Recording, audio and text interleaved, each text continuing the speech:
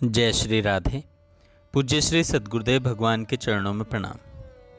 पूज्य श्री राधा बाबा कहते हैं, भैया परमार्थ के मार्ग पर चलने वाले के जीवन में 7 बातें आ जाती हैं। भागवत जी में समाप्ति के समय सूत जी ने कहा, अविस्मृति कृष्ण पदार विंदयो। भगवान का निरंतर स्मरण करने वाले के 7 बातें जीवन में आकर ही रहेंगी। पहला, सारे अमंगल नष्ट हो जाएंगे। हम सभी लोग चाहते हैं कि हमारी न चाहने वाली वस्तु परिस्थिति न आए, अर्थात प्रतिकूलता न मिले। इसका सीधा उपाय है निरंतर भगवान को याद कीजिए। दूसरा, मन शांत हो जाएगा। तीसरा, अंतःकरण निर्मल हो जाएगा। चौथा, भगवान में भक्ति उत्पन्न हो जाती है। पांचवा, मनुष्य जानना चाहता है सब कुछ, सूर्य चंद्र तारे कैसे हुए आदि आदि। इन सब का अपने आप ज्ञान हो जाएगा कि कैसे क्या होता है। छठा, निर्गुण निराकार सगुण साकार आदि सब तरह की ऊहापोह का रहस्य भी पूरा समझ में आ जाएगा।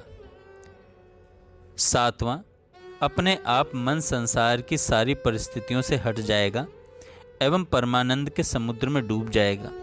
ये 7 चीज़ें भगवान की निरंतर स्मृति रखने से आ जाती हैं। देखिए, जो प्रिय लगता है उसकी याद बिना चेष्टा ही आएगी।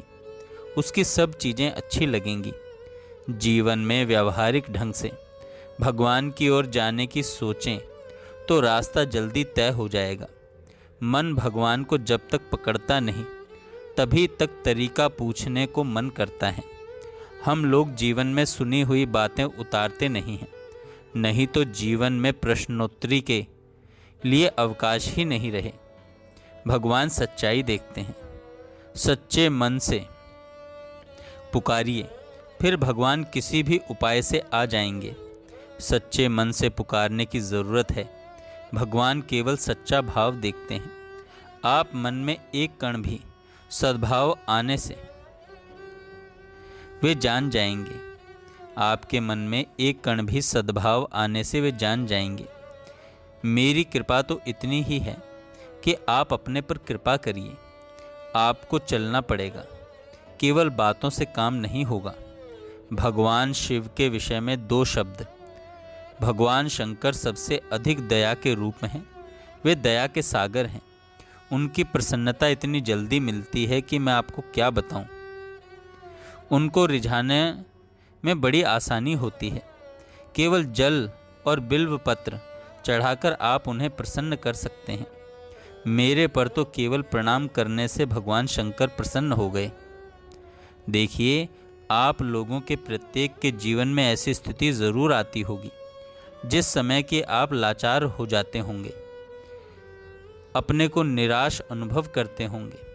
पर अगर वास्तव में आप आस्तिक हैं एवं भगवान की सत्ता पर विश्वास रखते हैं तो निराशा आपको छू नहीं सकेगी। भगवान सबकी सहायता समान भाव से करने को तैयार खड़े रहते हैं, बाट देखते रहते हैं।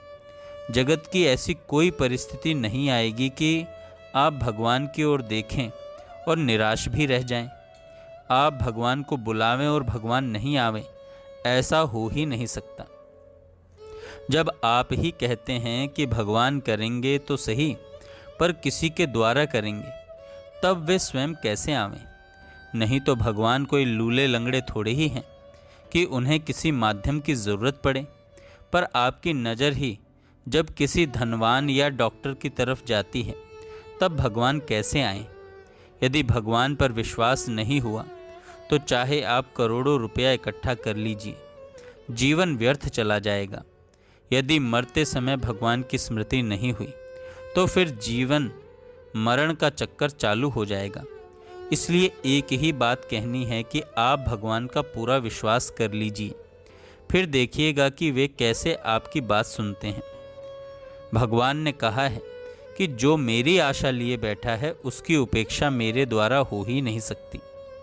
आज भी भगवान सहायता करने को तैयार बैठे हैं। किसी की नज़र ही उनकी ओर उठती नहीं। अगर आप भगवान से नहीं जुड़ सके तो आपका जीवन व्यर्थ ही गया। मन ही मन जीवन का ध्रुव तारा बना लीजिए भगवान को। यदि ऐसा हो गया तो जीवन सफल हो ही जाएगा। मैं आप लोगों को रोम रोम का प्यार और रोम रोम का सद्भाव देकर जा रहा हूँ। जय श्री राधे।